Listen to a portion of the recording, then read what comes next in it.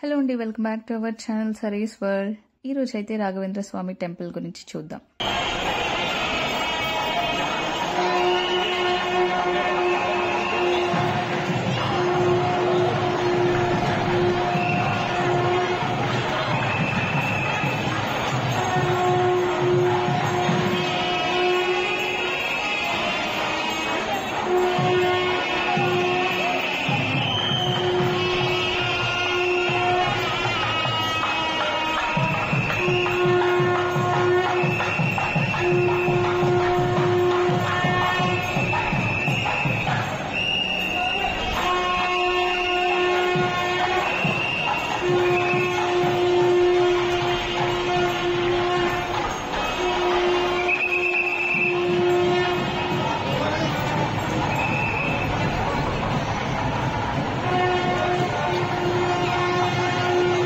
ఇప్పటివరకు చూసిందంతా స్వామివారి ఊరేగింపు.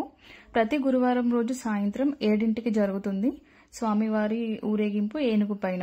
ఇక్కడ దానికోసం ఎంతమంది భక్తులు వెయిట్ చేస్తూ ఉన్నారంటే అసలు వాళ్ళ భక్తి చూస్తుంటే అసలు నిజంగా ఇక్కడికి ఏం తెలియకుండా వెళ్ళామన్నమాట. జస్ట్ మంత్రాలయం అనే ప్లేస్ ని ఒకసారి విజిట్ చేద్దాము, ఎప్పుడు వెళ్ళలేదు కదా, ఒకసారి వెళ్ళి చూద్దాము అని మాత్రమే వెళ్ళాము. బట్ అక్కడికి వెళ్ళి చూసిన తర్వాత అసలు ఏంటి అని తెలుసుకోవాలని చాలా అనిపించింది. టెంపుల్ గురించి కానీ ఆ రాఘవేంద్ర స్వామి వాళ్ళ గురించి కానీ. సో వికీపీడియాలో అదంతా చూస్తే అర్థమైంది ఎంత పవర్ఫుల్ అని. యాక్చువల్గా చాలా మంది ఎన్ని రకాలుగా వాళ్ళ మొక్కులు తీర్చుకుంటున్నారో ఇక్కడైతే. చాలా మంది టెంపుల్ చుట్టూ అంగ ప్రదక్షిణ అలాంటివన్నీ చేస్తూ ఉన్నారు.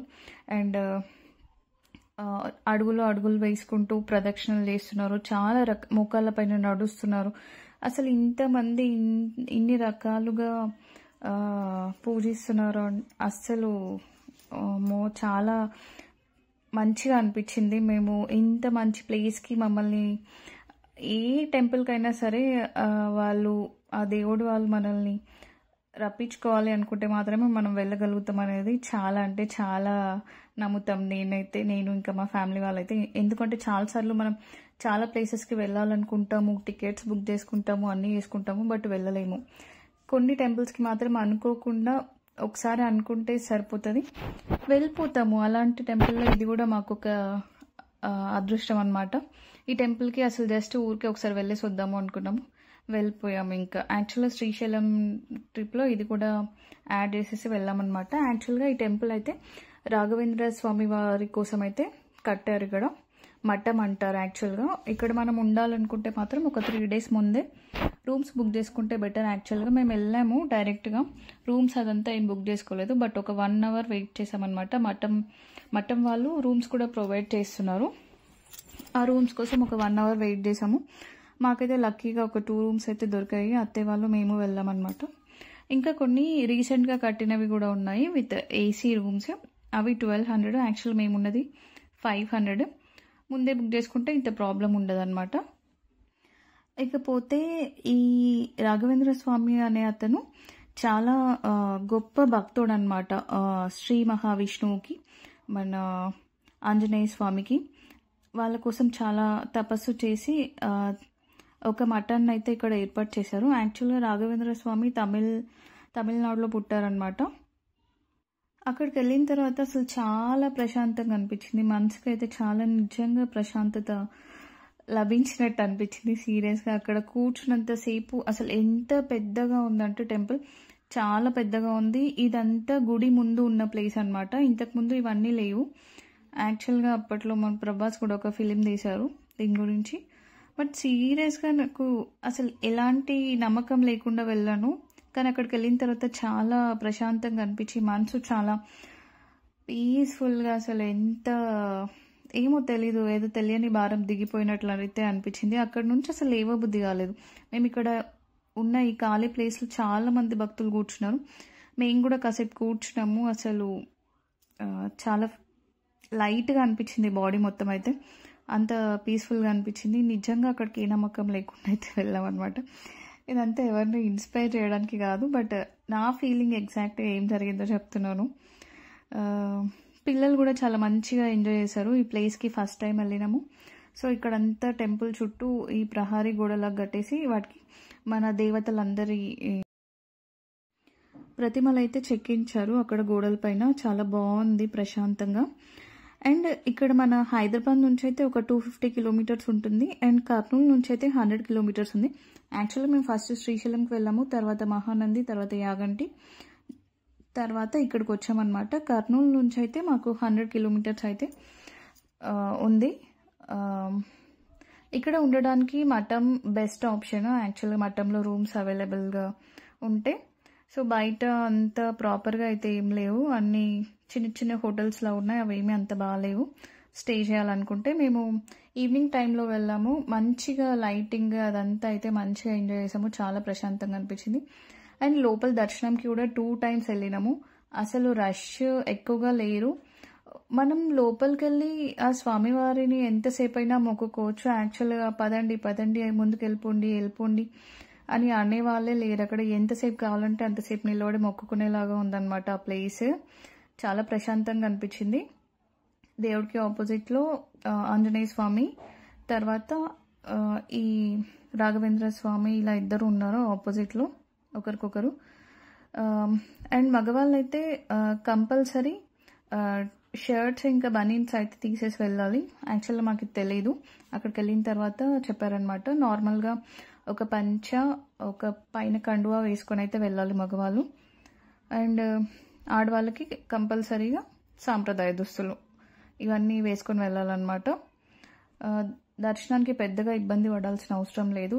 గుడి ఆ ప్రాంతం మొత్తం చాలా విశాలంగా ఉండడం వల్ల అసలు ఎంతమంది ఉన్నా కొంచెం కూడా ఇట్లా దాన్ని ఏమంటారు సఫకేటింగ్ అట్లా ఏం లేదు. చాలా ప్రశాంతంగా ఉంది, చాలా స్పేషియస్గా ఉంది. అంత పెద్దగా ఉండడం వల్ల ఎంతమంది భక్తులు ఉన్నా కూడా ఇరుగ్గా అయితే ఏం అనిపించలేదు, మంచిగా అనిపించింది. కరెక్ట్ టైంకి అస్సలు ఎక్స్పెక్ట్ చేయలేదు. ఎంతమంది వెయిట్ చేస్తున్నారు తెలుసు అసలు అక్కడ. థర్స్డే ఈవినింగ్ 7 o'clock కోసం, ఊరేగింపు కోసం మేము కరెక్ట్ టైంకి అక్కడ ఉన్నాం. నిజంగా అదృష్టంలా ఫీల్ అవుతున్నాను నేనైతే. దీని తర్వాత ఈవినింగ్ డిన్నర్ కూడా అక్కడే చేసాము. యాక్చువల్గా నిత్యాన్నదానం ఉంది ఒకటి, ఈవినింగ్ 7:30 కల్లా స్టార్ట్ అయింది. అక్కడ సాంబార్ రైస్ ఇంకా దద్దోజనం అయితే పెట్టారు. ఆ ఫుడ్ కూడా చాలా బాగుంది. చాలా మంది రకరకాల కోరికలు తీర్చుకోవడానికి ఇక్కడికి వస్తూ ఉంటారు. అసలు మనం నిజంగా మనస్ఫూర్తిగా మొక్కితే ఏ కోరికైనా తీరుస్తారని ఇక్కడ చాలా మంది నమ్ముతూ ఉంటారనమాట. ఒకసారి వీలవుతే కర్నూలు అటు సైడ్ వెళ్ళినప్పుడు ఇక్కడ కూడా ప్లేస్ విజిట్ చేయండి, మాకైతే మంచిగా అనిపించింది. యాక్చువల్గా రాఘవేంద్ర స్వామి వారు 16వ శతాబ్దంకి చెందిన వాళ్ళు అనమాట.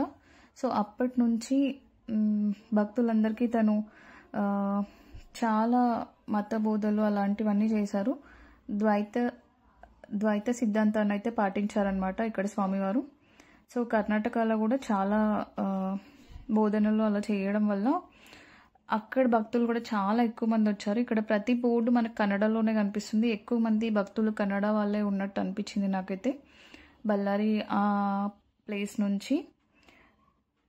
సో ఇక్కడ పంచముఖి దగ్గర ఈ స్వామివార్లు అయితే తపస్సు చేశారు.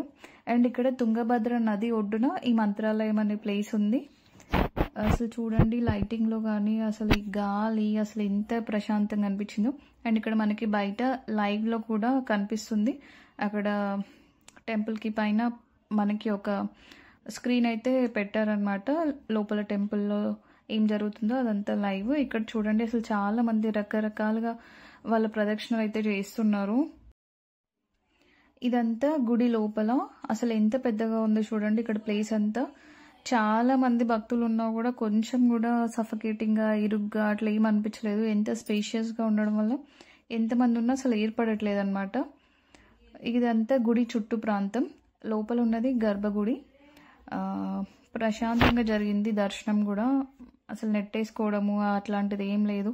వెళ్తున్నారు, ఎవరికి కావాల్సినంతసేపు వాళ్ళు అక్కడ మొక్కుకుంటున్నారు, వచ్చేస్తున్నారు.